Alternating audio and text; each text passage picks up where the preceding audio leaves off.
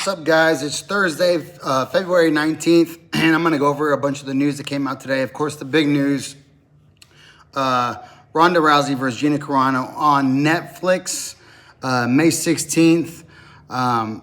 This is a crazy fight that got announced, and it's not so much the fight itself, but it is the service on which it's going to be streamed, which is the biggest streaming service in the world, Netflix.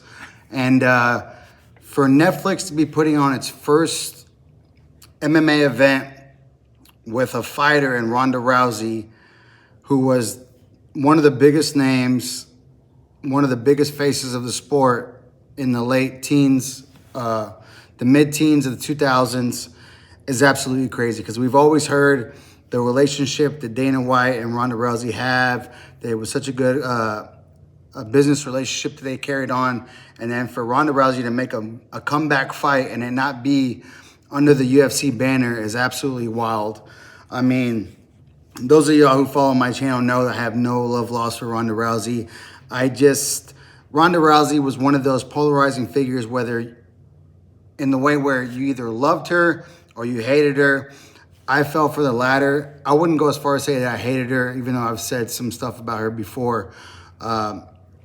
Just about her attitude and the way she acted towards certain people. But Ronda Rousey was demolishing girls on her way up, or women, I'm sorry, on her way up to the title. And they made her they promoted her as this larger than life figure, this woman who could just take on anyone. And they even started saying that she could beat certain men and certain divisions and all this. And I just never thought she was just an elite level fighter. She was very good at the time that she was fighting and competing. She was a bronze medalist in judo. She had great grappling skills, judo skills.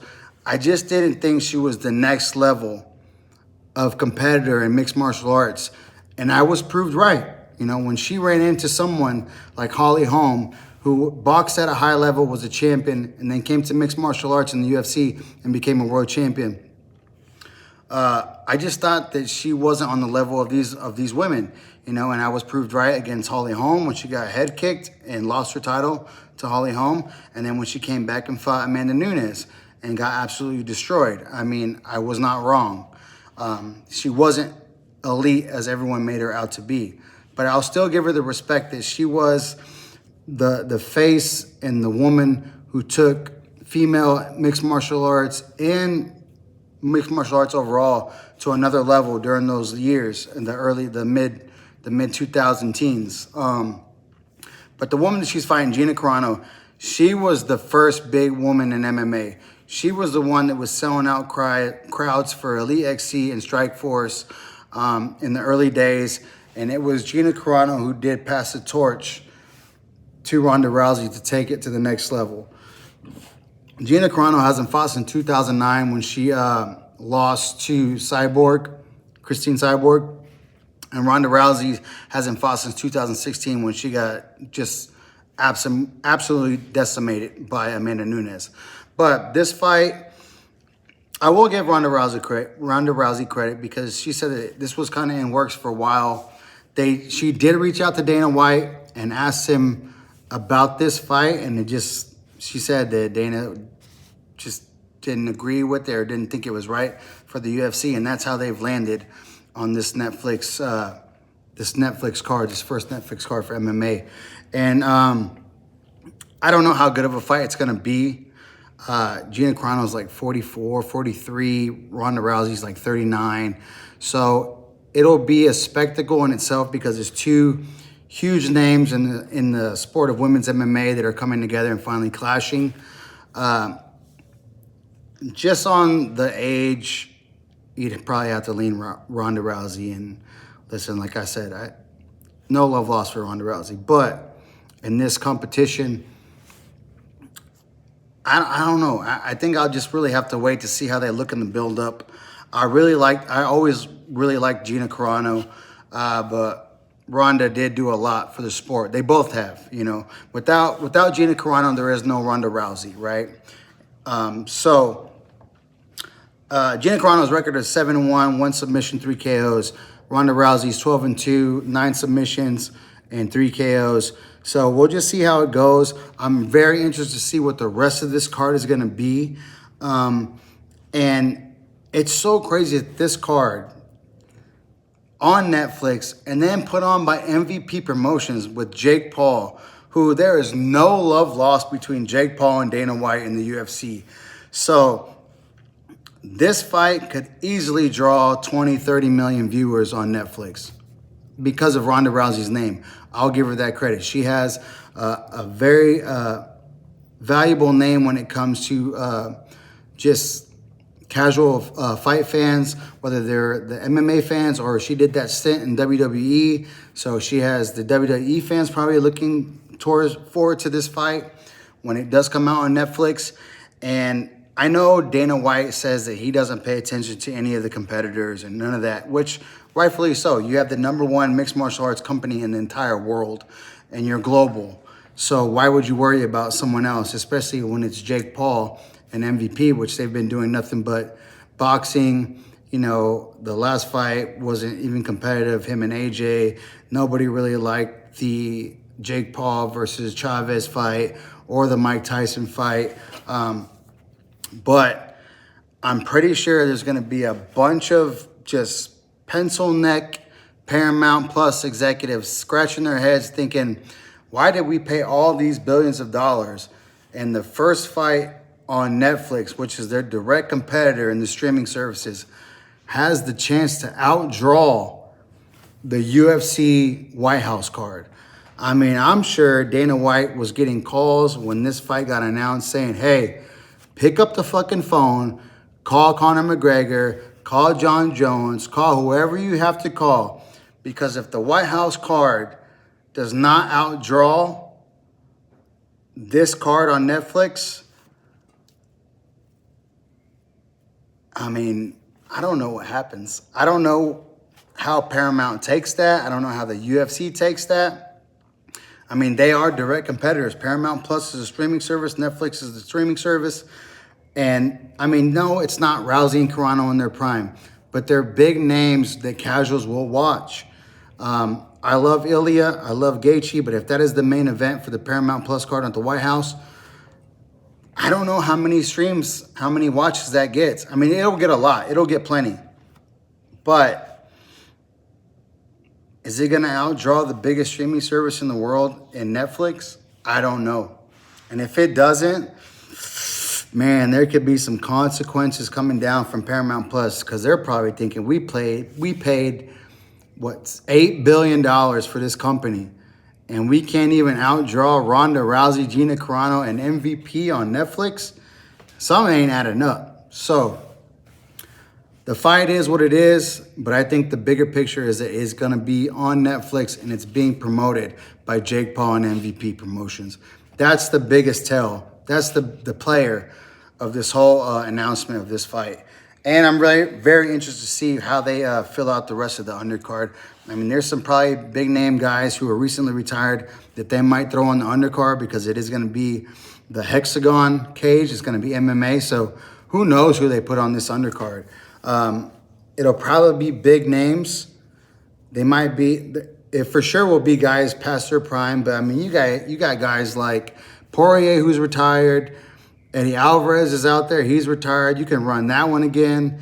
You've got Mike Perry, who could probably get out of the BKFC. You've got Rico Verhoeven, who is a free agent. I mean, who knows if Francis Ngannou can get out of that PFL or do a co-promotion with PFL. Francis Ngannou versus Rico Verhoeven. Oh, my God. Like, that would be massive as an undercard fight, the co-main event. I mean, wow. There's just so many possibilities now because guys are out there. So I'm interested to see the next couple weeks, the next couple months, how this plays out. But that is a huge announcement for MVP and Netflix to announce this MMA card, inaugural MMA card for Netflix. Let's see, what else next? Dana White versus Eddie Hearn. So Dana White is taking shots at Eddie Hearn after a Zuffa boxing event.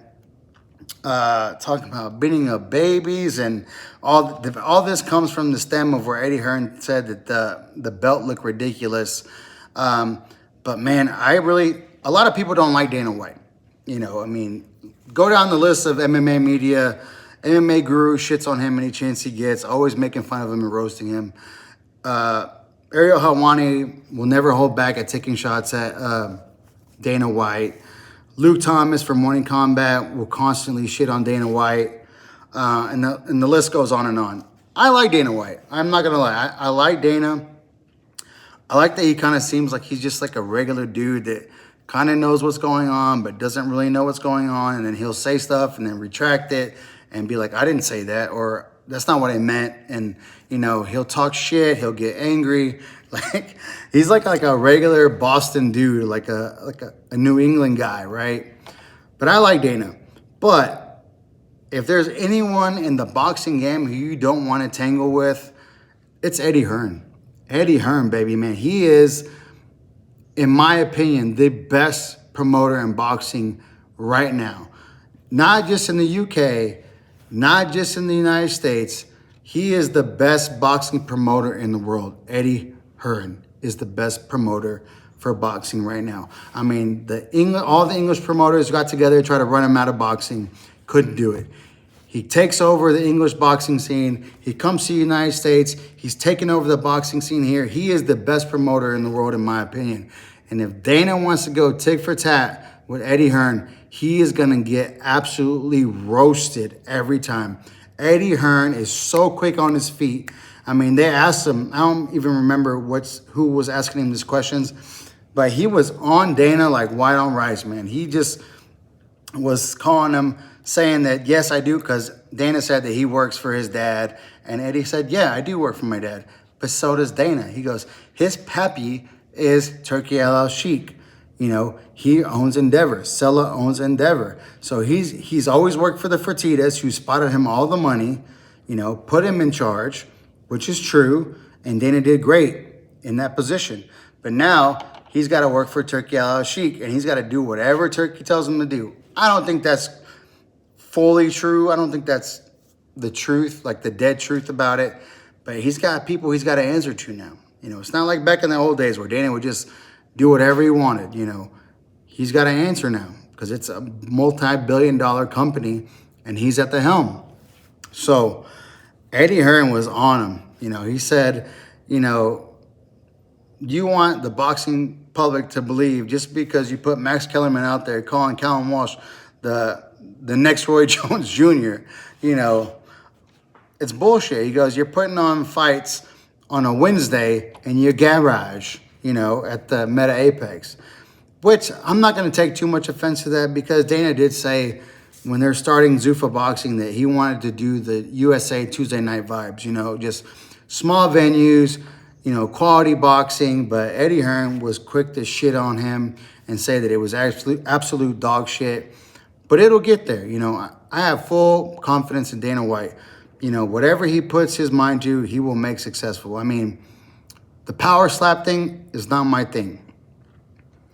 I've never watched a full power slap event, and that's Dana White's baby. But I'm not going to lie. Last year, 4th of July, I was in Port Aransas. My family, a good friend of mine, Buck, and his family, we always go to Port Aransas together, 4th of July weekend. We had dinner at the Airbnb, and we just have like power slap highlights on the TV.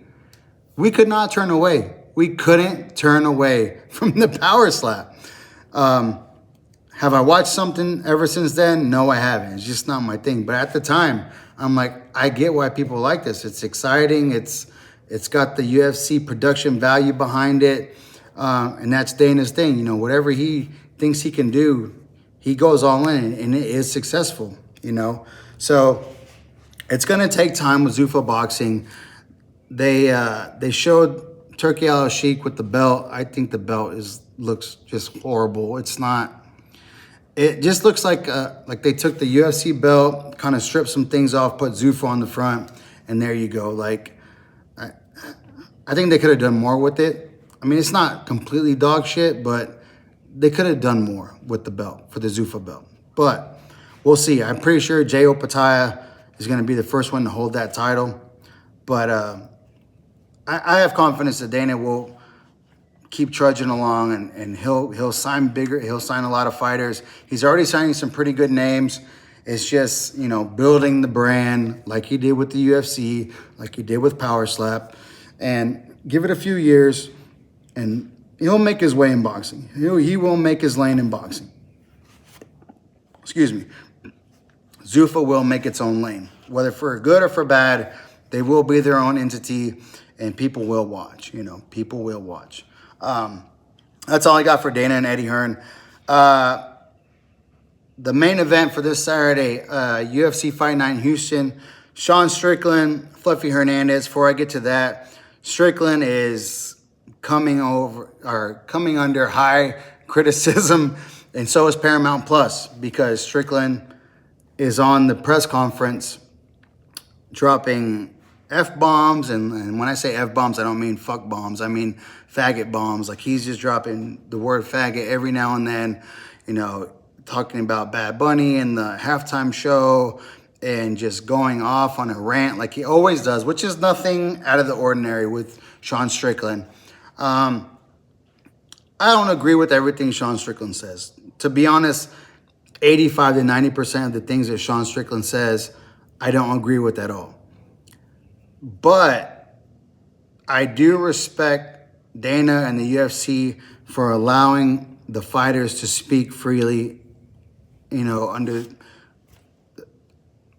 say whatever they want and not be shut down. And, what is it? Is it the Second Amendment or First Amendment, freedom of speech? Yeah, man, like, you don't have to like it, and some of it might offend you, but this is the United States of America. We can speak freely and say whatever we want. There will be repercussions to what you say sometimes, most of the times, if people don't like it, but you can still say it, and people don't necessarily have to like it. I don't like a lot of things that Sean Strickland says, but he has the right to say them. And if I don't like it, then I don't have to listen to it. There's so many press conferences that when Sean Strickland starts talking, I'll either mute it, fast forward, or whatever, right? I don't take it personally and just go out here and trash him and call him a redneck, trailer trash piece of shit or whatever. He calls himself that, so I don't need to call him that. But I think he's allowed to say what he wants to say, even if it offends people. But he can say everything he wants right now, because at the end of the day, at the end of this week on Saturday, he has to get in the cage with Anthony Fluffy Hernandez, and he is going to have his hands full. The things that Strickland does well, his cardio, the pace that he fights at, Fluffy Hernandez does better. He's got better grappling. If Strickland would fight the way he actually spars, he probably might still have his title. But he spars a certain way against lesser competition. And then when he gets in there on the big stage, he fights conservative. He has a great jab. He will be taken down, but he does a really good job of defensively working himself back up to the feet, making space, and then, here we go all over again at space, and it's, that's how he fights. Anthony Hernandez is not going to give him room to breathe. He is going to be in his face, pushing the pace, trying to get him out of there, trying to knock him out, get him to the ground, beat him up, either sub him or technical knockout from the top. No matter where this fight goes, how long it goes, I can guarantee Fluffy Hernandez is going to be in his face the entire time. Both these guys drop a hell of a lot of fuck bombs, F bombs. Anthony Hernandez is almost like Strickland, but like a Mexican version. And the difference is he actually was close with his dad, where Strickland did not really like his father. But this is going to be a good fight. But I'm going to give the edge to Hernandez. I just think that Strickland's been out for a long period of time since he got suspended after he came into the ring and punched that guy after one of his teammates was fighting on the regional scene. So he's been out. Fluffy's been active. He is the favorite in this fight. I'm going to go Anthony Hernandez in this one, and they're going to be in Houston, which is going to be probably a big Mexican-American crowd for Fluffy. So he's going to have the crowd. I think he's going to feed off that, and I think he's going to put that work on Sean Strickland. He's the favorite for a reason. He's not a big favorite, but he is a favorite, and I think Strickland being out, even though he spars as much as he does, he never fights like he spars. He never fights like he spars, so I'm going to give the edge to Fluffy. The last thing I'm going to cover, Mario Barrios versus Ryan Garcia is this Saturday as well. They just finished up the press conference. It was a very tame press conference, not like the initial press conference where Ryan was taking shots at Joe Goosen. Ryan looks good. He looks composed. He looks ready. He's training with his dad again. He said it gave him like throwback vibes of when he was on his way up. But this is his first, or not his first. He had the chance to win the title against Rousey, but he dropped the ball on that one. So he's all in on this fight.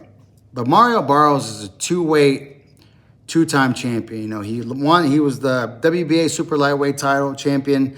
He beat Barir Akhmedov, and then he beat Yordenis Ugas for the WBC title. It was interim at the time. He got elevated to the full-fledged WBC champ.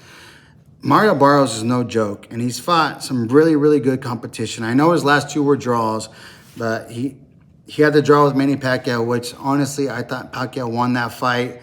And then before that, he had the absolute war with Abel Ramos, which nobody saw. I thought Barrios would cruise to an easy decision. Ramos came to fight the fight of his life that fight. He did, and it just came out a draw. But man, Barrios has what it takes. He's the world champion, two-time world champion for a reason. He can fight. He's going to be bigger than Ryan in this fight.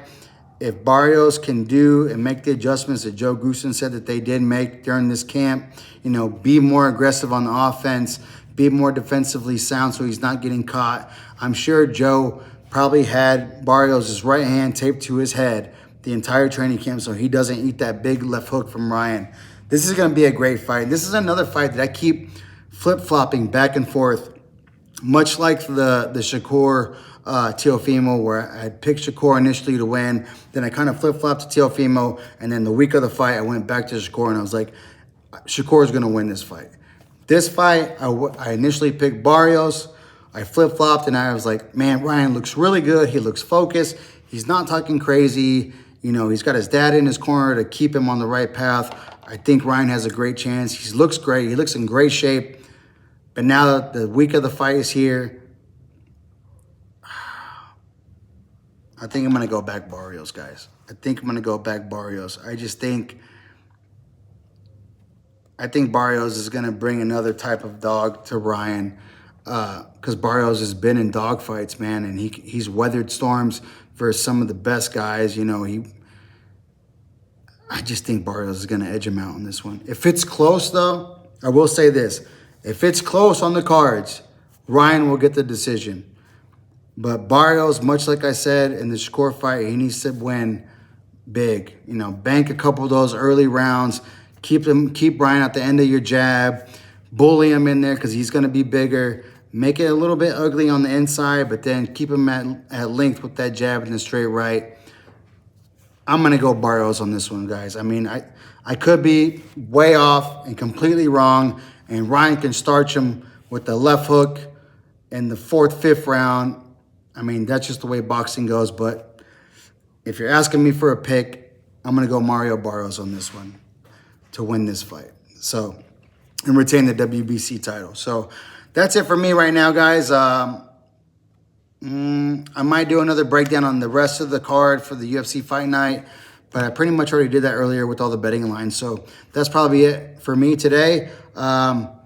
I'll bring back some more content tomorrow after the weigh-ins and see how they both look on the scales, Barrios and Ryan Garcia, as well as the UFC Fight Night card. See how everyone, if everyone makes weight, who misses weight, how Strickland looks and how Fluffy looks.